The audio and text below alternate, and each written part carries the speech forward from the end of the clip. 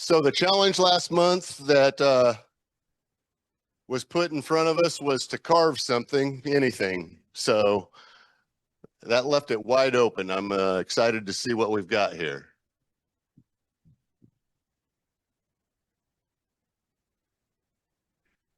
Got the spot.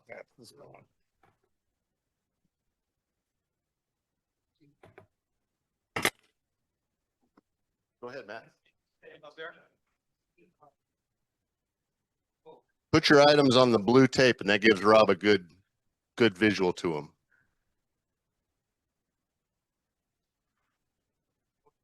No, there's two separate pieces.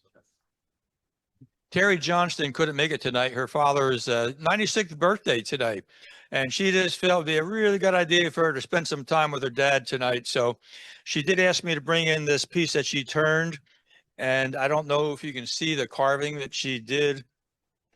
It's basket weave. She attempted to do some basket weave carving on there. I think she did a pretty good job. And hollowed out the bowl.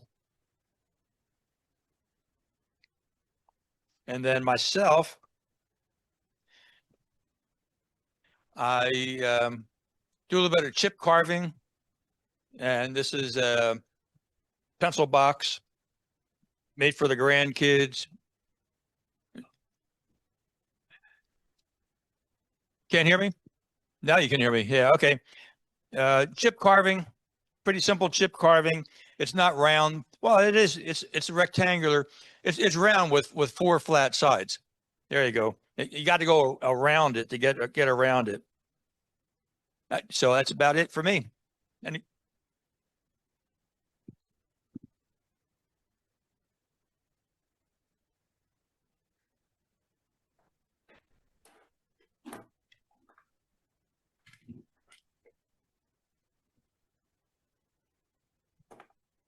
I decided to try the basket weave and figured I'd try it as the roof on a birdhouse. I do not recommend starting on that small scale. It was a little hard to see what I was doing. And I started out with rather shallow cuts and wound up with what appeared to be a series of raised squares rather than weaving. So then I had to do some deeper carving and add another tool for a straighter line. So part of it looks like basket weave and part of it still looks like the raised squares.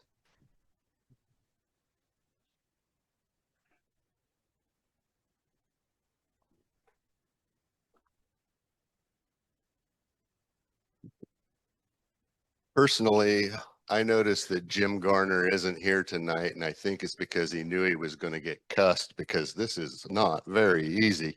I started with I had a really thin piece of silver maple that I'd turned into a bowl, and it wasn't anything great, so I decided I'm going to practice on it. Two things that well, there's more than two things, but a couple things that I didn't follow was it wasn't on the lathe as I was doing the circles around the bowl. I just hand drew those on. I wasn't interested in doing the whole bowl, so I just did a portion of it. And same way with the lines, I just kind of drew some lines. But in this particular piece, I could see the weaving pattern going on. I tried it again in a piece of, I think this is ash or oak. I think it's ash.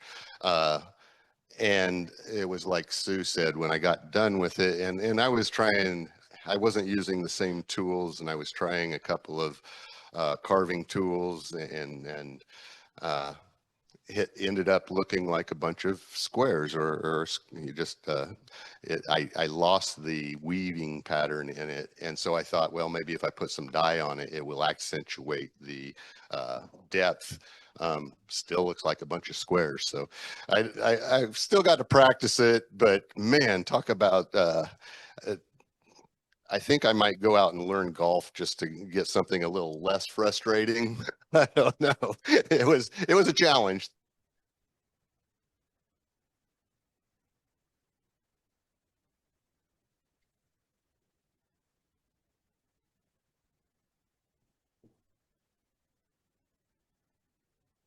I brought one of these in before. This way, I saw this done in Colorado several years ago. And I don't generally do copy other people's work too much, but I do make one just so I know what happens. And I made this one and I didn't like it. And the thing I don't like about it is that its grip. It's just like you'd grab a cup or something. And so when it came time to make something new, I wasn't real excited about doing that surface work. And so someone said it could just be anything that was carved. And so that's more what I do. I don't do much of it, but sometimes I do. And so this is made this way. It's a hollow form and you grab it. You know how little kids draw turkeys? Make turkeys by drawing around their hands. So there's a turkey. And what? Coping saw. You know, that's the only kind of saw they'll let in mental health facilities. It's for coping. You know.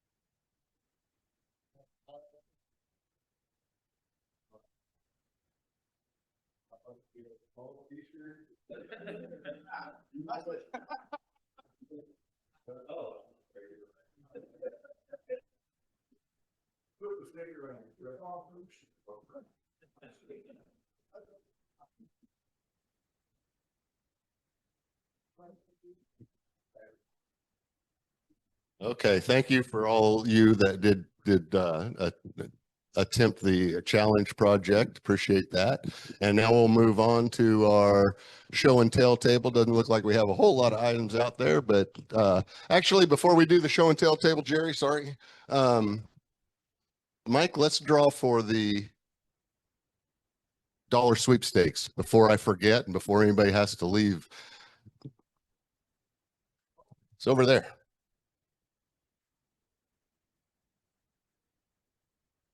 So this is for your choice of about 5 or 6 items.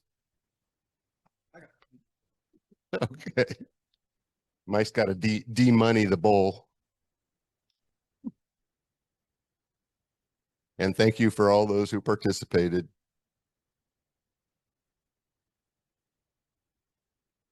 That multimeter has made it through 3 or 4 weeks now, or 3 or 4 months now, that I just didn't think it was going to.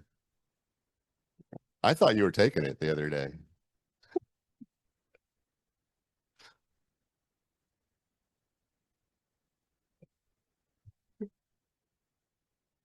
And the winner of the dollar sweepstakes is... That's okay. We trust you. Oh, he went right past you, Jerry.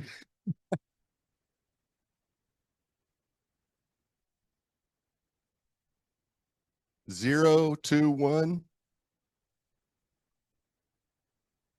020. So number 20, 020.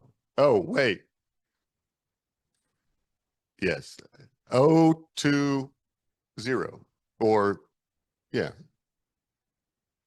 020.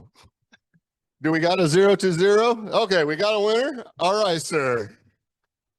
Go over to the table and take your pick over there. There's items right behind where it says dollar sweepstakes. Now we'll get into the show and tell, Jerry. So please come up and show off your pierced vases.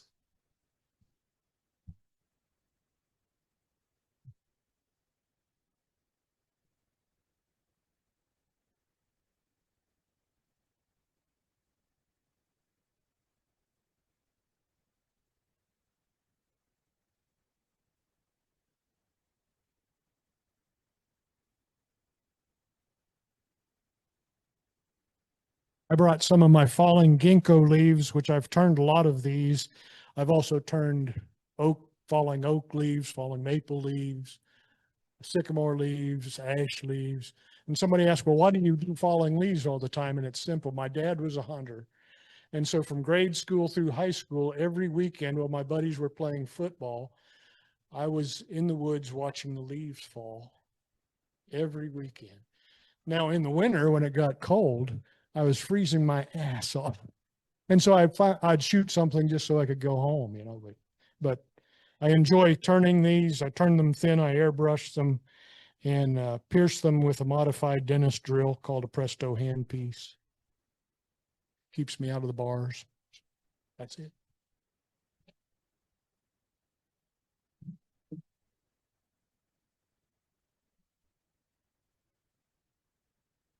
What species wood is that? Okay. What wood is that you turn this from? What species of wood is that? Turn those from? Ash, because all my ash trees are down. All right, good evening. Last month when I was here, I made an emerging bowl and I told everybody my next challenge to myself was try and make an emerging sphere. And so this was my first one. When I turned it, it didn't exactly turn out the way I thought it was going to because I didn't get it lined up on my second turning, but it still turned out okay. I was originally going to have a little lip on the top of this where I hollowed it out, and that went away when things didn't line up quite right. But it's just a couple step process.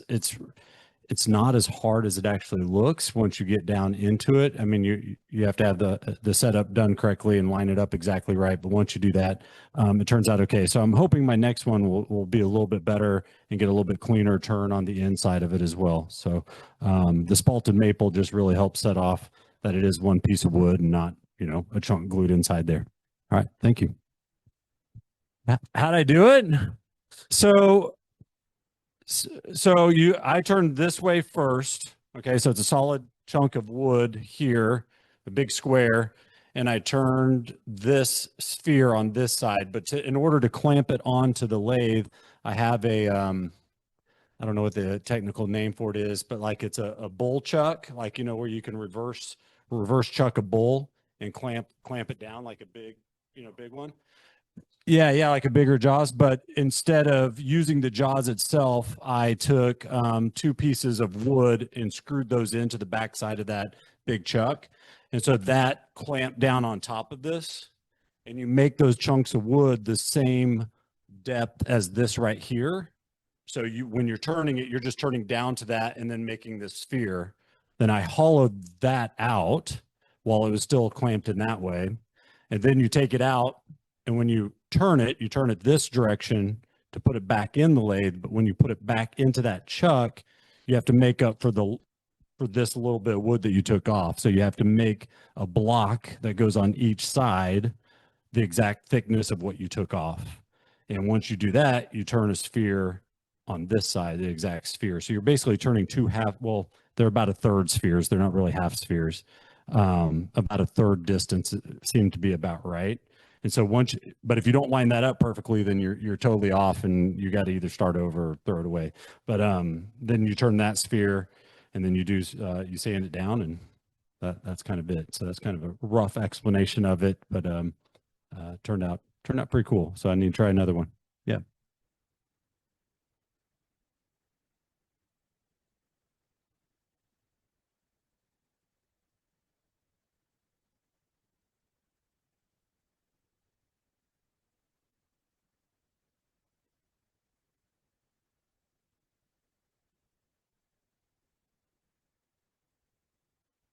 This has been a 5-month project. This is a oak burl that grew in Oklahoma, down in Tulsa. And the guy had it in his garage for 3 years. And I gave him $300 for the burl, and it weighed 250 pounds. That's what we started with. And it was a tree cut in half with the burl growing completely around it to the other side. In other words, the burl was, there was wood in the middle of the tree came up into the burl. So that's kind of the project. So what happened in the end run is there's a 6-inch slice of oak that came off the bottom, and that got us into the vicinity of the burl. And then the coring was done with one-way coring tools, and there's 4 jaws, 4 cutters in it, and we use all 4 of them to get the 6 bowls out of it. Now the first bowl was 25 pounds, 10 inches tall, and 23 inches round. And that's as large as I can cut and still have room to swing and stay out of the bed. So that got us started. And this is then the first core from the big piece of wood. And then this one then is, you know, each one comes after that. So the trick with those coring tools is to figure out how much you got to lose to put the holder on the bottom. In other words, you're turning the sphere, but you're going to slice off the bottom of it to get your chuck in place, which means you're going to turn it around, and then you get turn your chuck plate, if you will, on the bottom side, so you can grasp it and turn it back around and start to work. Now, this burl was very porous with knot holes. That is, it had one space for acorns is what I sort of think they were. This tree was trying to grow acorns in the middle of the burl. So that meant every so often, very frequently, all the red spots are a hole that was a miniature acorn, not intact. So I started with the epoxy and used a dye that's red blood, that's what its name is, and mixed it up and put it in. And that means you're using a day for that project. In other words, you're going to fill up all the holes, put plastic over them, you know, or tape, however you want to do it. But you got to keep the epoxy in the hole long enough for it to set up. And then you get to return essentially the burl, which means you got to keep it mounted on the chuck. You can't get too aggressive there. So that's basically the story. And so 5 months is essentially how long I've been recovering from my knee surgery. So 3 hours a day is what I actually could invest in doing this. And so that's the story of it. So from an economic point of view, it cost $100 to get the burl up here because the guy borrowed from Tulsa, Oklahoma, because I didn't have the means to drive down for a full day and come back another day. So we got over $300 in it to start with. And from an output point of view, we're at $900 on the sales side. $600 for the first roll that you don't see anymore, but that's sitting on a bar here in town. And then this one is sold from the guy who sold the burls once a bowl, but he's willing to pay, so that's okay. So I was trying to stay out of, you know, I've got about $200 worth of epoxy that I've used in this thing. So I'm broken even, which is really better than most of those things you could say. So that's any questions that, you know, with the secret is getting to make sure your measurements on the arc that is the cutter that you're driving into the wood. leaves you enough space for the bowl that you are leaving. That is, you're cutting the wood away. And then the next time you use that, and you also got to figure out, can I go deep enough to still be able to get a hold of this thing? So that's nothing but math and a way to measure. That's the story.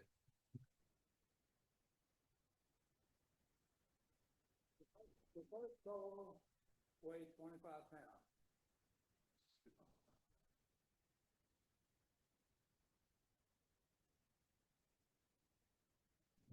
Okay, I'm gonna finish this up tonight. When we were at the tent sale, there was somebody that they were kept playing with the ball and scoop game that Mike Erickson had put together, one ball and a cup, ball and cup game. And somebody asked, do you have one of those 3-cup ones? I had a daughter who dated a guy that loved these things. They're called kendamas, and I had a example one at home, and I've done them before, and so I just decided I was going to try one. And it's a sphere. I'm going to show you how they work, but you guys have to imagine that this hand is invisible. Okay.